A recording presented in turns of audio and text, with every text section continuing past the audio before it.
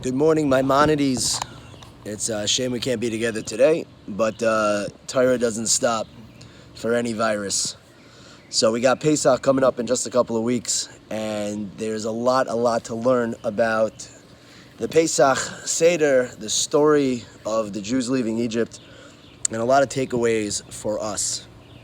So something I want to highlight today and ask you a few questions on at the end is the state of the Jewish people while being in slavery.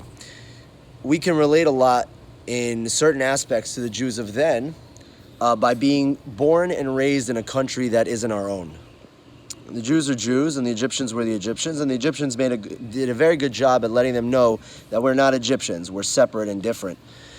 They say that one of the merits of how the Jews were able to be brought out, because they needed merits of their own, some of those merits were the three things that the Jews did in Egypt to make sure they didn't lose their identity. Now, obviously, you're not going to lose your identity while you're being oppressed. You know, when the nation is singling you out, then you can't run from the identity that you have.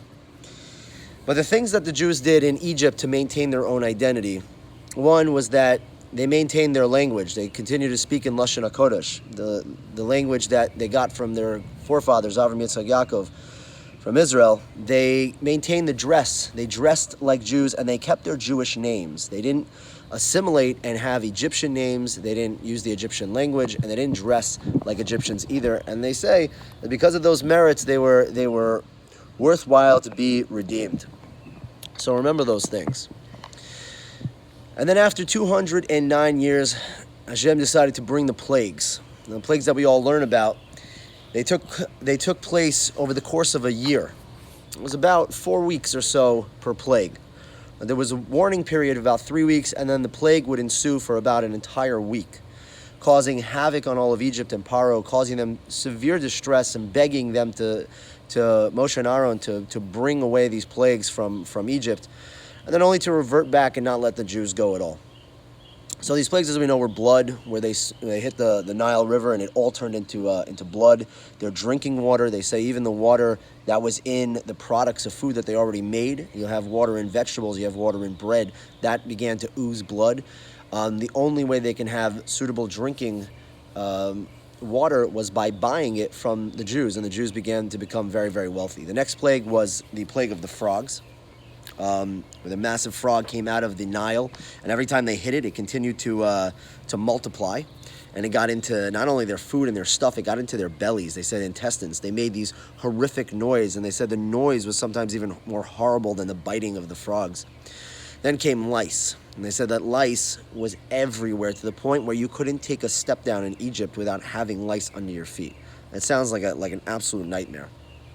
The next one is my personal favorite, is the wild beasts that come out. Wild beasts that come, they say that the animals united from all over the world to descend upon Egypt and absolutely cause destruction, tearing limb from limb anybody. They say that even insects, scorpions, snakes, reptiles, birds of prey, eagles, hawks, vultures just came swooping and attacking all Egyptians. And in fact, they walked through the Jewish area of Goshen. They walked right through and didn't touch or harm a single Jew. The next one was the epidemic, the pestilence, where a disease that caused all of their livestock to die. Now this one was very interesting since it didn't really affect so much the physical life of the Egyptians, but that was their economy. You know, their oxen were considered like cars and our markets, and they were all gone. The only way they can get new ox and new cattle was if they bought it from the Jews. And again, the Jews became very, very, very wealthy. The next one was the boils, the shchin, that dust came and it landed, and anywhere that it touched, it says there were dozens of different types of skin diseases, and the ointment or the cure for one would irritate the other, so that a person can never ever find relief no matter what. All over their body, cracks and skins and pus and boil. It was absolutely horrific. And the next we had hailstones that God put fire and ice together, which are inherent enemies naturally, but that since God runs nature, he just rained it down on Egypt all over, destroying whatever was left from the other plagues. And then whatever crops remained from that, he sent the locust swarms to just devour everything, so that Egypt was absolutely desolate. And when a nation is desolate, what's the worst thing that could happen? To be alone in darkness, and that was what came next. A severe thickening cloud of darkness, that they were absolutely isolated, and they say that the fog was so thick that at certain points they couldn't even move, and that went on for a week. And of course the climax, the very, very final plague, was the plague of the killing of the firstborn. The killing of the firstborn, which was the final straw, which absolutely broke the stubbornness of Paro, and he could not handle it anymore, and he released the Jewish people, had them go out, only to chase them and meet their demise by the splitting of the sea. So it's a very interesting thing that we learn. Not even interesting, it's kind of catastrophic, that there were, census, we say, 15 million Jews in Egypt. Now, how do we know that? Because they said there were 3 million Jews standing by Har Sinai, and only 20% of the Jews left Egypt. So when you do the math, 3 million is 20% of 15 million. It means there were 15 million Jews. Between 12 million Jews did not leave Egypt at all. Now, why didn't they leave Egypt?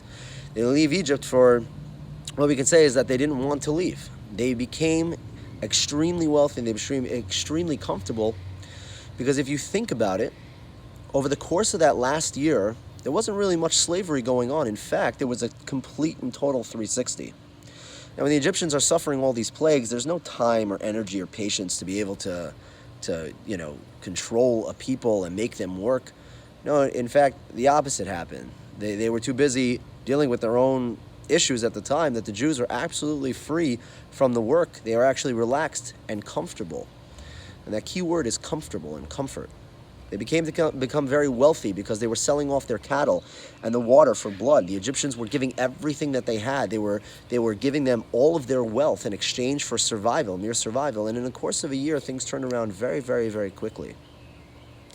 Said the reason why the Jews wouldn't want to leave was because they liked staying in Egypt. I have a nice house. I got a nice car. I got, my nice ox. I got everything I need. You want me to go out into the desert now? Life just became very, very, very good. And they started to look at themselves as more Egyptians than they were Jews. They started to say, wait, no, this is the place that I belong, and not redemption. And it's a very scary thought if you think about it. 209 years of slavery, and they maintained those three things that made them unique, and they held on to their identity. And for 80% of the Jewish nation was wiped away in the course of a year because they got comfortable. They say that if you want to understand what the future of redemption is going to look like when Mashiach comes in the future, you review and you look at the story and the lessons of when we were enslaved in Egypt. So my questions for you, Maimonides, is as follows. First thing is, what were the three things that the Jews maintained and held on to maintain their identity in the 209 years of slavery? The next question is, that's question number one. Question number two is, what was the percentage of Jews that were left behind, and why were they left behind?